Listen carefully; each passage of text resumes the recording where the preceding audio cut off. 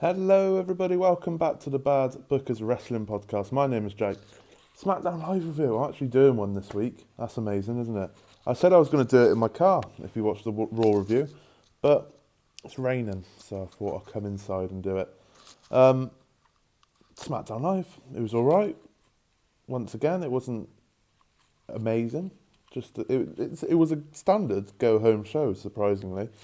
It actually felt like a go-home show as well. But we kicked off tonight, obviously the only way you could kick off tonight with a 9/11 tribute.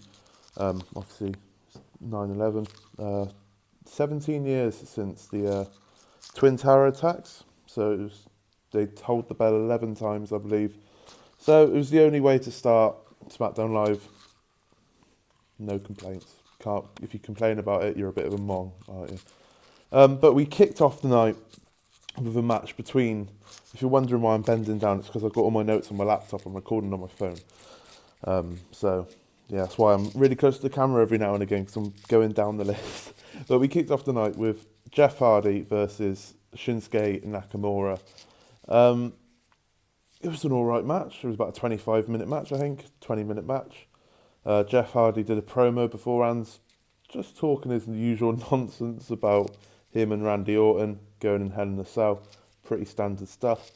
And I don't think it was a title match. They didn't mention the US title one bit. Shinsuke's still United States champion even. You forgot about that. He's not going to be on Hell in a Cell, I don't think, unless they put him on the pre-show. But yeah, it was a decent match, 25 minute match. But it was Randy Orton interfered near the end, which was expected. But then Jeff Hardy got on top, I guess, and hit him with the Twist of Fate and the Swanton Bomb.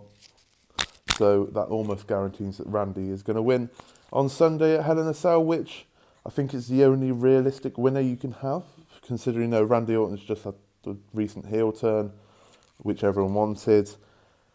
I kind of don't want to say it, but Jeff's kind of winding down his career, maybe, because injuries and all that. So I would just suspect Randy would pick up the win on Sunday. After this, we had a Miz and Maryse promo. It was a pretty standard heel promo, to be fair. The Miz said that Daniel Bryan, the only reason why Brie Bella was back was because she has to now pay the bills because Daniel Bryan's too busy reading books about trees and stuff like that, and he's not paying part of his relationship. Pretty Mizzy promo, if you get what I mean. But yeah, it was an alright promo. Maryse didn't do too much talking, but yeah, alright. We then had another empty arena promo, this time from AJ Styles. Last week we obviously had The Miz and Maryse had to do an empty arena promo. This week it was AJ. It seems to be a new norm nowadays. He was talking about Samoa Joe, just hyping up the match. I don't know how you can hype up their match anymore, because it's probably, other than Becky and Charlotte, probably the most anticipated match from the card, I would say. AJ and Samoa Joe, because they're just going to go to war, aren't they? Going to be incredible. But yeah, it was a pretty standard face promo this time. Nothing much to say. AJ finished it off by saying, this is the house that he built. It's not for rent, and it's most definitely not for sale. Cool. Whatever. Next up, we had a match between Charlotte Flair and Sonya Deville, because Charlotte wanted a warm-up match before this Sunday, before she faces Becky. And Paige picked Sonya, one of her old... what were they called? Absolution. That was it's not been that long ago, I forgot their names. One of her Absolution girls. Charlotte Flair looked quite sloppy in this match. No idea why. It was kind of a sloppy match all round. But Charlotte obviously picked up the win once again. I don't think it was a title match. They didn't mention it. It would have been stupid if it was a title match, in my opinion. But yeah, Charlotte won. And she went to take a photo with a couple of girls in the crowd before being attacked by a fan. Like, you can't be... Oh, it's Becky Lynch. It was Becky Lynch. Becky Lynch kicked her in the face, put a disarmor on for all of 2 seconds, and then let it go. And there was an interview later on in the night, and she said, "Look, if I'm gonna break Charlotte's arm, but it's not gonna be tonight. I'm gonna do it on Sunday."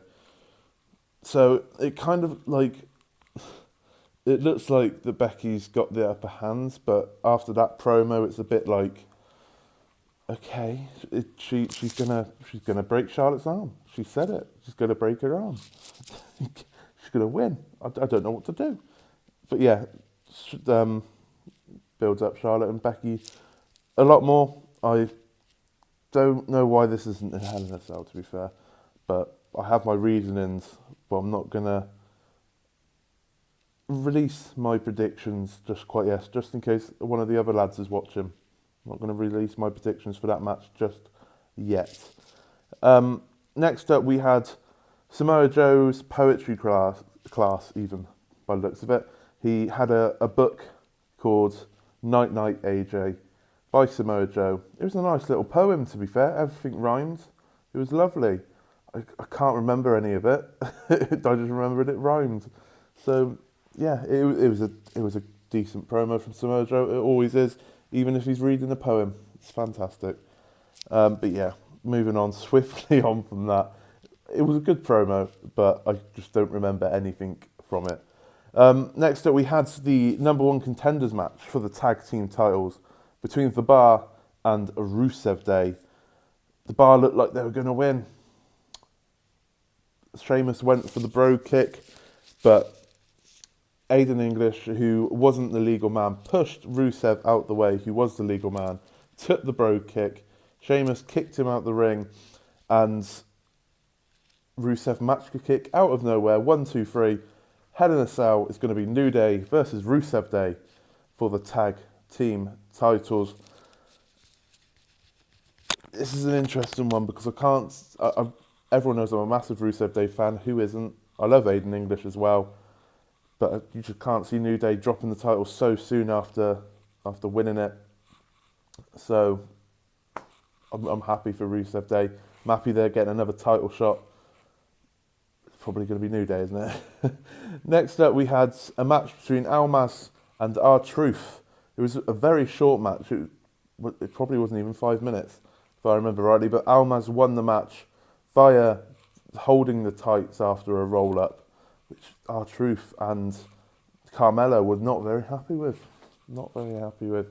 So this looks like it might be the feud going forward, maybe. Almas versus Truth. I want Almas to be in a US title shot because Nakamura is not doing anything at the moment. Almas is...